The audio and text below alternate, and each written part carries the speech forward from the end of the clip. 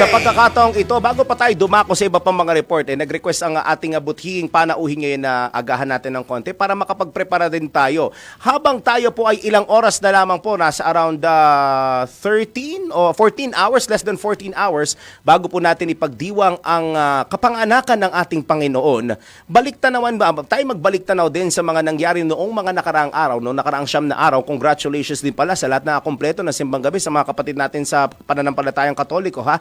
At ano po ba dapat ang maging preparation pa natin at asahan natin sa ating pagdiriwang ng Pasko, lalo na dito sa bansa at lalo na sa ating mga Pilipino? Nasa linya po at pinaunlakan tayo ulit. Isa sa aking nung nakaraang Lent, nakausap ko ito. Ngayon makakausap ko ulit for Christmas. Kilalang kilala pong pari ito sa ating bansa. Kilalang kilala po ninyo kung kayo ay nagsisimba din sa kanya, both sa Quezon City o kung online man. Nasa linya po natin si Reverend Father Jerry Orbos SVD. Father Jerry, blessed Christmas Eve morning po. Yes, you are Mr. Daryl po, Daryl Justin po, Father Jerry. Daryl. Opo. Merry Christmas. Merry Christmas sa lahat mga po, nakikinig po. Ayun, opo. Father Kamsahamnida. Naging Korean bigla. Kamsahamnida. Father Jerry, bago tayo pumunta sa kwentuhan natin about the upcoming celebration of Christmas in just a few hours, doon muna tayo, Father, sa simbang gabi. Mangangamusta muna ako. Kamusta po ba ang naging simbang gabi natin this year? Lalo po sa inyo, dyan sa SVD. Nakapansin po ba kayo na mas dumami yung mga nagsimba this year kumpara nung nakaraang taon, Father? Yeah, halos pareho lang naman po. Pero ang na-notice ko, parang marami nagsabi, wala masyado yung Christmas spirit. Oh. Sabi nga nag-isa, pambihira. Dahil sa flood control na yan, nanakawan tayo ng pera, ninakaw pa yung Christmas spirit natin.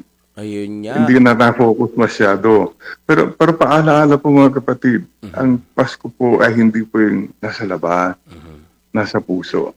Ayun. Ano mang pinagdadaanan mo, ano mang paghihirap mo, may cancer ka, mayroon kang utang, go back to your heart. Kasi Christmas is not so much yung mga celebration, but a person. Dapat tao, pagkatao ni Jesus ang mangibabaw sa lahat. Then, ano man nangyayari sa paligid, okay lang kasi meron akong personal relationship kay Lord. Opo. Focus on the Lord, not on the load. Ayun. Ang problema sa atin, nakafocus sa load of problems, load of hurts, load ng cellphone, wala ng pera. Ayun. Nandiyan pa rin yung mga problema, pero sana mag-focus ka kay Lord. Huwag kang mawawala ng pagtingin sa Kanya. Nakakayanan po lahat. Ayun. At siguro, unang-una, Daryl, Yes po. pasalamat. Salamat po, Panginoon, at narating namin muli ang Pasko.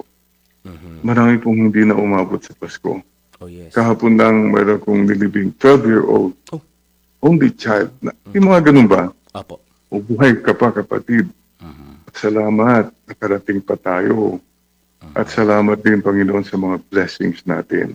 Ayun. Ito lang hiningi ko po sa inyo, mga kapatid. Huwag tayong maging nega-star. Ayun. Panay ka nakikita yung mali, yung kulang, ang galing natin mag-criticize. Pwede ba? Huwag na. Ang pabigat lahat yan. Maraming bagay naman na count your blessings. Ika nga. Not what is missing. At focus on the humor, not on the tumor. Ako nagka-cancer. Yun pong battle kay Lord. Okay lang. So trust the Lord more, mga kapatid. Ha? And please, focus on person, not possession. Kung ang Pasko mo is all about, ito, may party kami, masaya, may pera. Kasama yan, pero may mga tao bang di mo pa kinakausap o nagpakumbaba ka man lang o nangumusta ka, nag-text. Yan ang mga tunay na diwa ng Pasko po. So, in short, Daryl, Yes po. Pasko, code natin para maging Christmas, gawin natin Pasko. P-A-S-K-O, ha? Okay, P, pasok Kristo. Kung ikaw kasala, wala Kristo puso. Ano pasok Kristo? Ikaw kumpisal. Ikaw sorry, Lord. Yun. Lord, tinatanggap kita. Right now, as I speak, may mga nakikinig dyan. Punong-puno tayo ng kayabangan eh. Lord, sorry po. Kayabangan ko, katapangan, kasugitan. Basta mahal ko rin po kayo, Panginoon. Yan. And go to confession. Kumbaba, go the extra mile, sakripisyo. Sige po. Pasok Kristo. At A, yung tinatawag nating atras bisyo. E paano pasok Kristo, ikaw marami bisyo? Bisyo mo, alak, babae, sugal, ismosa, bungangera, nagar pa. Ganon. Pag nandyan mga bisyo na yan, ang hirap po maramdaman makapasok sa iso.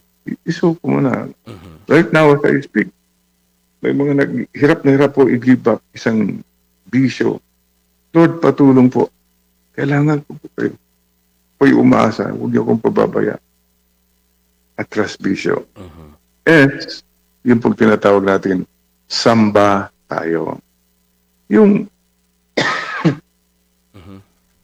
parang yung my birthday, dami ka ng nag-inuman na kayo, nagtsikahan na kayo, hindi man lang yung binabati yung birthday celebrant. Parang ganun yun. Yung konting panahimik na, Lord, salamat po. Yung mag-visit ka, kung magsimbang gabi ka, mag-rosaryo, dumaan ka sa kapilya na walang nakakala.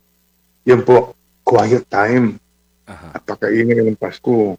Kung mayroon kang konting katahimikan, maramdaman mo talaga ang presensya at pagmamahal ng Panginoon. Dahil, Kay, kalat bango. Sa buong isang taon, ikaw kalat simango, kalat galit, kalat chismis. Oh, Pasko na, pwede ba? Kalat pakumbaba, kalat pagbibigay, kalat ng... Yun po, simulan mo natin sa ating mga kasama sa bahay. 3 most important words, Daryl. Thank you. I'm sorry. I love. Yan sabihin natin kay Lord. Sabihin sa mga tao, sorry ha, thank you ha. O, pamilya pa rin tayo, kaibigan pa rin tayo. Yan. Kalat bang means also, makatulong ka. Ang dami nagsasabi dati kasi, brother, ang hirap ng buhay. Ang hirap magbigay naman, hirap ng ang buhay. Excuse me, mas mahirap ang buhay ng mas maraming tao kaysa sa iyo. Lahat po tayo kahit papano makapagbigay mo ng ngiti man lang o salamat o konting abot mo ng pwede, mga nagkakaroling minsan lang nagkakaroling yan, di ba? Opo. Paano, nanluloko lang yan, balik-balik kapatid, minsan lang sa isang taon lukuhin ka nila. Magpaloko ka na, ano ba naman yan? Hindi po ba? Konting saya, ang laki ng yun, you want to be happy? Make others happy kahit paano po. At saka yung ora mismo. Now na. Huwag mo nang i-postpone. Dahil itong palagi ko sinasabi itong Pasko. May mga taong kasama mo last Christmas. Wala na siya ngayong Pasko. Wala na. That's a reality. At may mga taong kasama tayo ngayong Pasko. Baka wala na siya next Christmas. O magkaroon ka kaya ng pagsisisi na sayang. Sana nakatulong, sana nagpatawad ako, sana natulungan. Yun yung walang pagsisisi na nagkulang ka ng pagmamahal. Huwag na pong ipagpaliban. Do not postpone your loving, your giving, your sharing. Kailan pa yan? Kung mamamatay ka na, ang dami kang perang naipon. Gusto po, ang laking problema mo yan. Pagdating mo sa customs sa heaven, declare mo yan eh. Oh, lahat ng pera na yan. Number 1 question. Good money ba yan o dirty money? Naku, patay ka kung dirty money. Ninakaw mo, may pinatay ka. Hindi yan makakalusot. That will be used for your condemnation. But good money, pinaghirapan mo, okay yan kay Lord.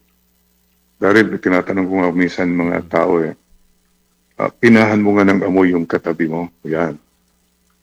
Yung katabi mo ba, may putok ba yan? O mga kapatid, di bali nang may putok ka, pinagpawisan mo yan. Yun ang mga tunay na ipagmamalaki mo kay Lord. Hindi ko po ninakaw, pinaghirapan ko. Yung po ora mismo. Gawin mo na ngayon kahit maganda kung walang nakakaalam. Huwag ka nag-epal, ibigay mo na ang dami po. Iniisip ko nga kumisan, Daryl, kung lahat ng mga politicians, mga government leaders, magbigay lang sila 50% ng ninakaw nila. Diyos ko po, ang dami ng masayang Pilipino. Anyway, that's another question. Ito po, isa pang ora mismo po, yun po.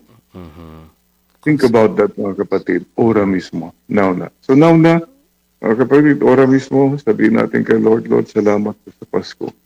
Salamat, nagbigay kayo ng kahulugan sa buhay at pag-asa na ang buhay namin may paruruunan. Dahil sa Pasko, mayroon yung resurrection, Jesus na buhay, at magkakaroon pa ng buhay walang hanggan. It's not the end, magkikita-kita ulit sa mga kasama natin. Ayun. So, kapatid, mga nakikinig ngayon, yung Merry Christmas, ang sinasabi ko po, yung Merry, spell natin na Merry Christmas. The first Christmas was the Christmas of Mama Mary. It was simple, it was quiet, it was poor, pero it was full of love, full of hope. Yun po, puso. Puso po ang kailangan. Sana magkaroon ka ng puso ngayong Pasko. Palambutin mo ang puso mo at mag-connect ka sa mga ang kanino man kay Lord, sa mga tao. Heart to heart. Ayun. Heart to heart tayo. Dahil, Apo, Father Jerry, may isa na lang po kung gustong itanong dahil yung buod ng tanong ko para sa selebrasyon ng Pasko, lalo na sa ating mga Pilipino, ay isang buo nyo nang naisagot at na-note ko yung acronyms natin na Pasko. Ngayon po, Father Jerry, dahil alam naman na natin, it's just a few days at magte-2026 na. Bilang pa-closing na rin po natin ito sa ating parang reflection time ngayong umagang ito. Father, sa dami nga po, gaya na nabanggit ninyo kanina, nung may mga naririnig po kayo nitong nagdaang simbang gabi na sinasabi ng ibang mga kasama natin na parang iba ang pakiramdam ng Pasko dahil bukod sa ninakawan na nga daw tayo o ninakawan na tayo ng mga sangkot sa mga kaliwat ka ng korupsyon at anomalya, parang ninakaw pa yung saya at yung tuwa na meron tayo para ipagdiwang ang Pasko. Bagamat it's another time ang Pasko para mag-recover at mag-reconcile tayo sa bawat isa sa atin, Father. At papalapit na po ang bagong taon. Ano po ba ang mensahe o panalangin ninyo ngayong papasok na po o malapit na pumasok ang panibagong taon, lalo na para sa ating bansa, Father? Pag-asa. Huwag mawala ng pag-asa. May bukas pa. Happy New Year. Happy New You. Ikaw mismo. Tayo mismo. Hindi yung taon ang nagbabago eh. Opo. Ikaw dapat. Simple na lang, yung mindset. Ang dami sa atin, ang mindset natin, negative. Palagi nakikita yung mali. Tignan mo yung mga social media pa. Bangayan. What for? And sana mag-point tayo ng kabutihan, pag-asa. Yan naman ang Christian message eh. Ang ganda po yung sinabi ni Padre Pio minsan, yung nadidismaya ako. Lord, bakit ganito? Ang dami namang dito, corruption, gano'n. Nabasa ko, sabi ni Padre Pio, it hit me. Do not be dismayed with the corruption, social injustice na nangyayari sa paligid. Huwag kang madismaya. Kasama yan sa plano. Kasama yan sa economy of salvation. May nangyayaring kahit parang ganyan. Something beautiful is happening. Tignan mo, ang mga tao ngayon, mas mapuna sila, nagbabantay. Mga politician ngayon, kinakabahan na rin kasi nababantayan na sila. Bagamat unti-unti, something good is happening. Apo. So, Happy New Year, Happy New You. You mismo. Isang magandang ugali na may-ari mo. Isang masamang ugali na tanggalin mo. Mga kapatid, ang buhay kasi, Daryl, parang life. Di ba? Basta what is important is yung mahalaga. Apo. And remember this, wherever you are there. And God is there. At the end of the day, gabi na. Ayun. Tulog na po ang ending ng battle. Huwag niyong kakalimutan po yung humor. The joy of the Lord is my strength. Kaya natin ito. Ayun. Work hard. Pray hard. That's it. Ayun. At Only dahil... be well. Ayun. Very well said, Father. Dahil pa-closing na po yun, tapos na. O, diba? Father, ulitin ko lang po, ako po ay nagpapasalamat. It is always a joy and pleasure na makausap kayo kahit saglit para tulungan ng ating mga kababayan sa kanilang pagdiriwang ng mga selebrasyon natin na mahalaga sa puso nating mga Pinoy, sa puso nating mga Katoliko. Father, maraming salamat. I also wish you good health and a long life, happy life, ika nga. Kahit walang happy wife, happy life. And may we all have, lalo na po kayo dyan sa SVD, a blessed Christmas and a very blessed New Year po. Bless you all. Let me end one question. Sige po. Anong sinabi raw ni Adam kay Eve Hmm. on the day before Christmas? Ano Yung nga? araw bago magpasko. Mhm. Alam mo sabi ni Adam kay Eve? Sabi niya, it's Christmas Eve. Oh. Good statement. Oh, Sa bagay. itong parang gusto kong idugtong. Isabi mo, sabi ni Lord sa'yo, Daryl, it's Christmas, Daryl. So, dugtungan mo na yan. Anong binubulong nila? Daryl, Pasko na. So, patawad ka na, ganon. Ka na. Lahat tayo yan. Makinig tayo kay Lord. Opo. Sana ganon po ang isipin natin. Amen. Amen. Father. At Mabaon ko rin. pinibigyan ko po kayong lahat sa ngalan ng Ama, ng Anak, ng Espiritu Santo. Angels, please protect us all, especially the travelers. Sana wala pa mga sakit. At Panginoon, bindisyonan po niyo ang aming bayang Pilipinas. Bindisyonan po niyo ang aming mga babayan, lalo mga naghihirap. At Panginoon, bindisyonan mo po, baguhin niyo mga taong nagpapahirap kanila na nagnanakaw. Mahal po niyo ang Pilipinas, Panginoon. Ama, Anak at Espiritu Santo, palaging kasama niyo. Amen. Amen. Father, again, a blessed Christmas and a blessed New Year po sa inyo at sa inyong lahat po dyan sa SBD. Thank you so much po. Kamsahamnida, saranghe, Sarang, tayo. sarang kay Father Korean. Thank you po, Father Jerry. Bye-bye. Bye-bye God po. bless you. God bless po.